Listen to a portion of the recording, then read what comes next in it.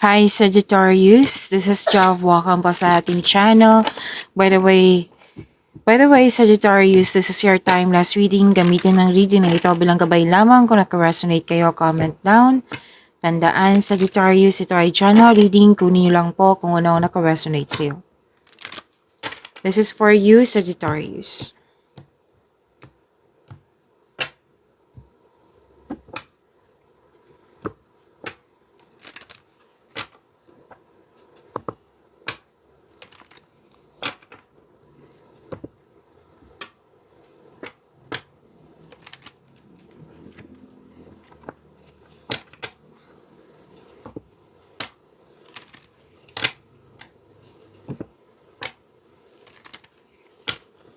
Para po ito sa iyo, Sagittarius.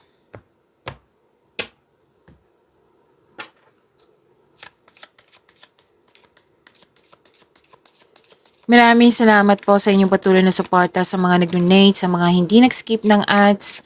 Maraming salamat po. Sa mga hindi pa nag-subscribe, subscribe na po kayo at click bell notification para malaman nyo na may bago tayong video. Para sa mga gusto magpa-reading po, comment po kayo ng personal reading.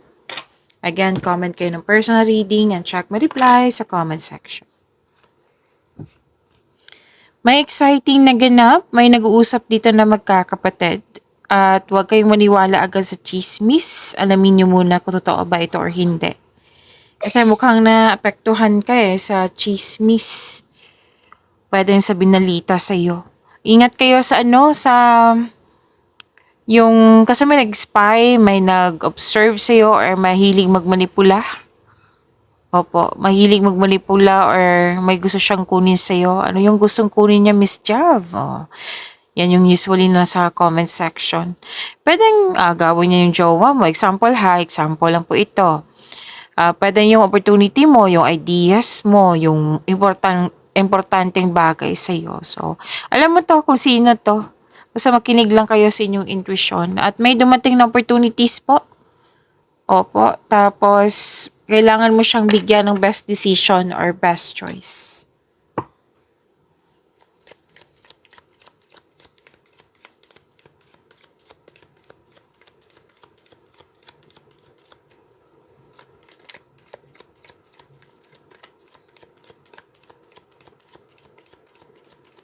Energy po ni Sagittarius.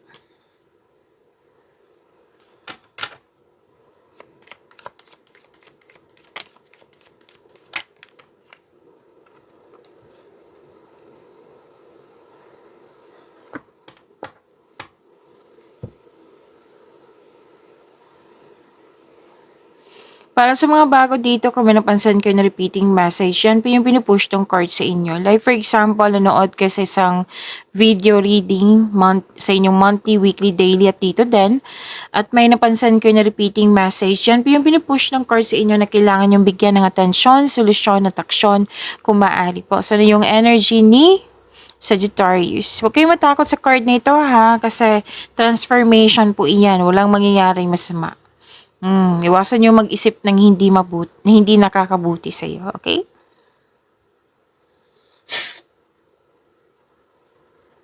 Sagittarius, yung sinabi ko kanina na hindi totoo sa iyo, andito po siya. May mapanlin lang. Alam mo yun, ginig lang kayo sa inyong intuition. Pwede din wala yan, kundi, pero, most of it, meron kasi nag-clarify na naman siya nag-clarify siya kanina dito. Okay. Pwedeng wala yung deception na yan, yung mapanlin lang. Pwedeng gumagawa ka lang ng strategy, strat plan. Actively executing a plan. Or pwedeng presenting arguments. Or pwede din na nagbigay, what I meant is, nagtiyaga sa isang bagay, sa isang tao, or sa isang sitwasyon. At yun po mag-ingat kayo sa taong hindi totoo sa iyo, mapanlin lang.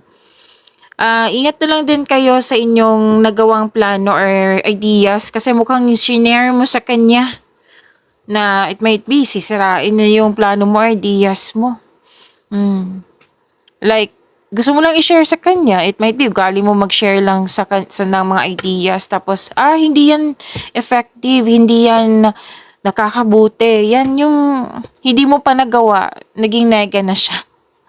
Oo, so yun nga, yung sinabi ng card dito na wag na lang kayong magpa-apekto sa distraction na ito. Mm.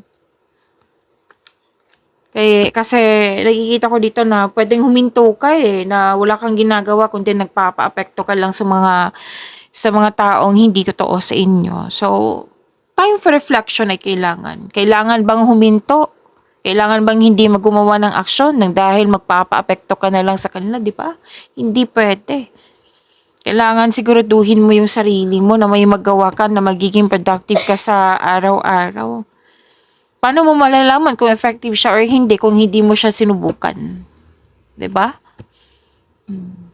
May mga sinungaling dito, nagwa-backstab, may tinatago. Alam mo to.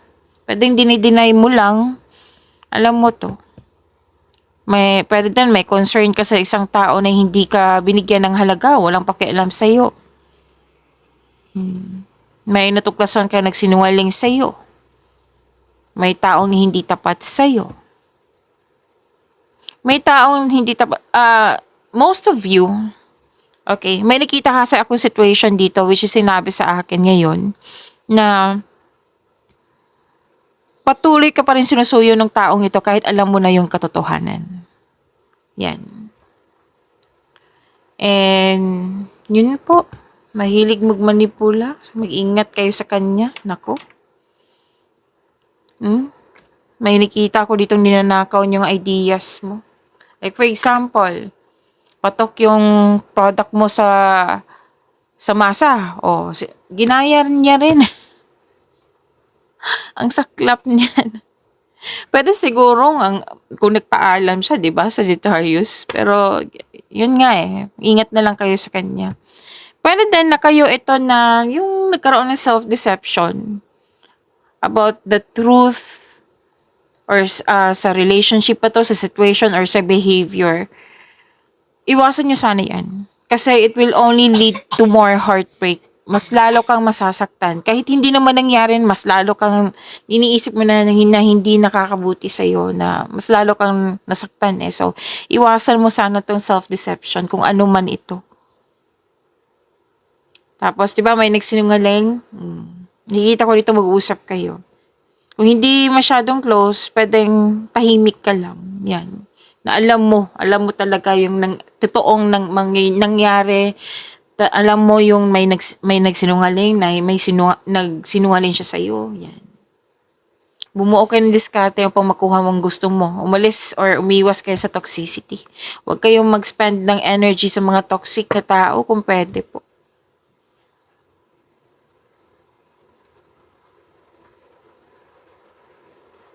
Yung sabi ko kanina sa inyo na transformation, this is a necessary change. May ending with new beginning kasi ako nakikita dito. And nakikita ko naman dito na willing ka na magkaroon ng changes sa iyong buhay, sa inyong concern ngayon. And pwedeng end of contract to, or tumiwalag ka, umiwas ka, which is in-advise ng card nyo kanina, di ba? Separation, yan, tumiwalag, space. Pwede andyan siya, pero space muna, nag-limit ka sa kanya. Pwedeng sa tao to bagay or sa sitwasyon. And pwede din na nilet go mo yung opportunity dahil sa hindi mo na kailangan. Pwede din na yung gumawa ka talaga ng action. Growth always means leaving something behind.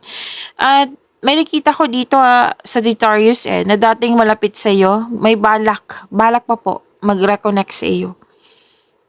Wala pa naman ako nakikitang humihingi ng forgiveness. Basta gusto niya mag-reconnect. Pwede din change career to. Kung hindi man sa tao, change career.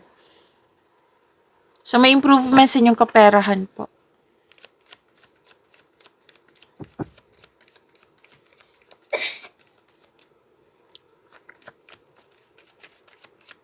Career and money po ni Sagittarius.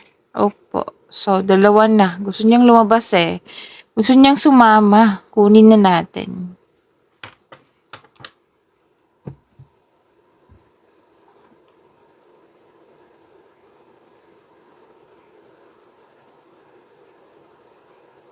Okay.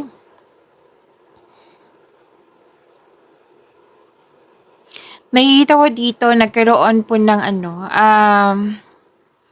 new beginnings, abundance 'to, eh. May opportunities, may job opportunity din, may promotion, pagtaas sa kita, sweldo, allowance, or ng iyong posisyon. Puwede din sa ibang tao 'to na malapit sa'yo na kasama ka sa kanyang tagumpay. Change career pa rin yung sinasabi dito. Na nag-clarify siya dito, 'di ba? Different card po siya. Nag-clarify na naman. May parating na blessings po sa inyo, Sagittarius, gift from the universe. Yun nga yung opportunity na sinabi ko kanina and unexpected sum of money. Puro action yung nakikita ko dito, Sagittarius. Nag-take ka ng first steps para ma-enhance o ma-increase yung kaperahan mo. So, ang pagbabago na ito ay may unlimited growth towards to your finances.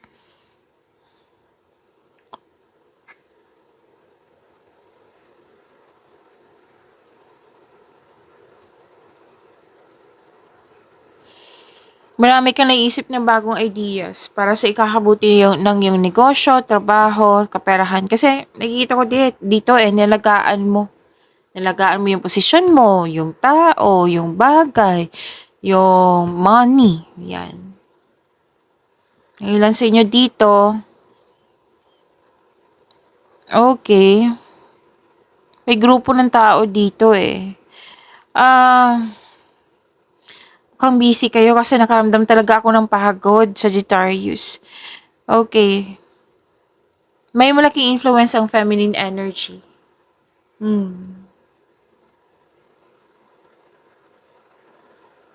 Nakikita ko ang tagumpay dito eh.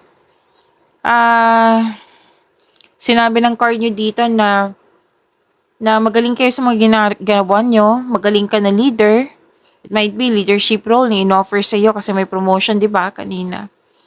And stable ka na sa napili mong career and financial stability. Yan, may financial stable ka na. Ang ganda.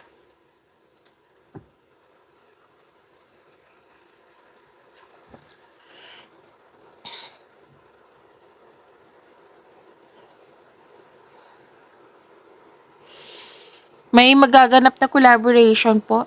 Pwede din na kung may-ari ka ng negosyo, mag-hire ka ng karagdagang empleyado. Opo. Or kayo ang na-hire as dagdag empleyado. May travel din ako nakikita po.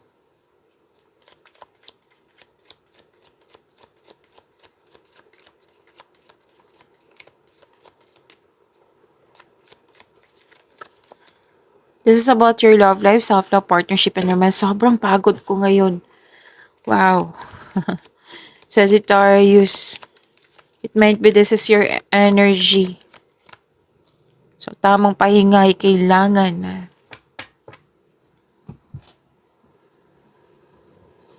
Kahit magsalita ako, pagod. Pagod na pagod. Tama naman yung tulog ko. Okay,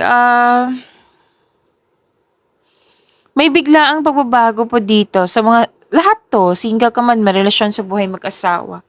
Pero huwag kayong mag-alala sa pagbabago na ito na parating sa inyo, sa inyong relasyon or sa inyong personal life, okay?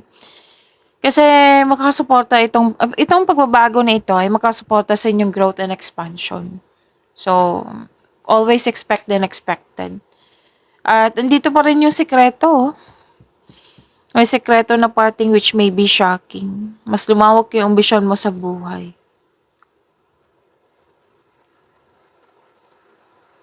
Nakikita ko rin dito, Sagittarius, na kayong lahat, sense of stability. Nag-iipon kayo, kaya naging hard worker kayo kasi nag-iipon kayo.